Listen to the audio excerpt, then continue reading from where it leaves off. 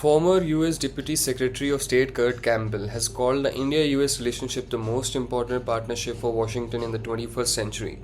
Speaking at the Hudson Institute, Campbell underscored the strategic weight of the ties between the two democracies. However, he also expressed concern over recent strains, saying it was troubling that reminders of mutual respect were necessary.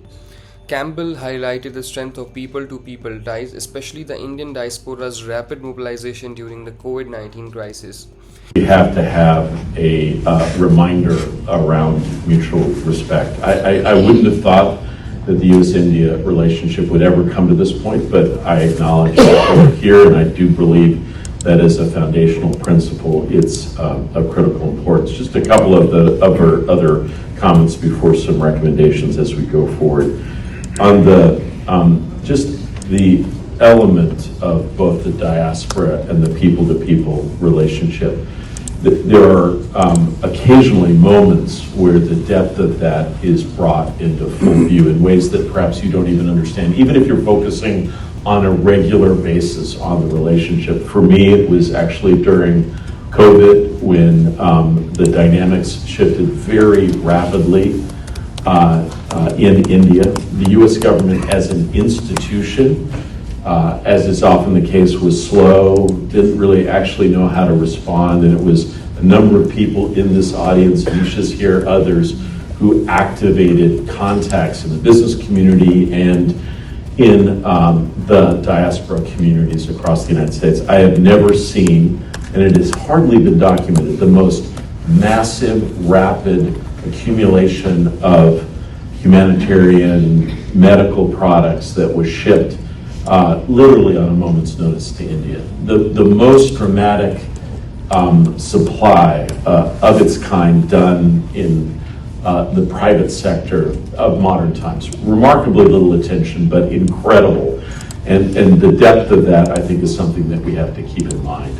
The last thing I would also just say is that this is a relationship that has often been thrust forward by ambition, by stated ambition, whether it's in the nuclear arena, whether it is working more closely together on intelligence and the like.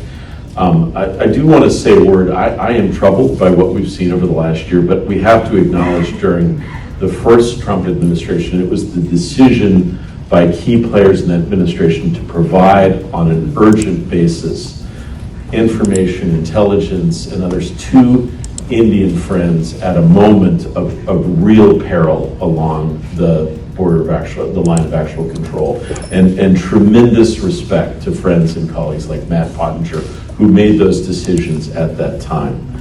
I will also say I saw the ambition on full display myself and the possibilities. I was there, and I will tell you, despite whatever reports, I watched President Biden persuade over an hour a very reluctant Prime Minister Modi to join the Quad at the leader level. Like literally. He described how Indian-American networks delivered large-scale medical aid to India in record time, calling it unprecedented. Looking ahead, Campbell identified education and technology as critical drivers of the future relationship. He pointed to strong Indian participation in global initiatives as evidence of ambition, but warned that cuts to such programs are hurting progress. On strategy, he argued that India must be deeply integrated into Indo-Pacific framework despite bureaucratic challenges in the US system. Campbell also warned that global conflicts could weaken US deterrence in the Indo-Pacific with long-term economic consequences.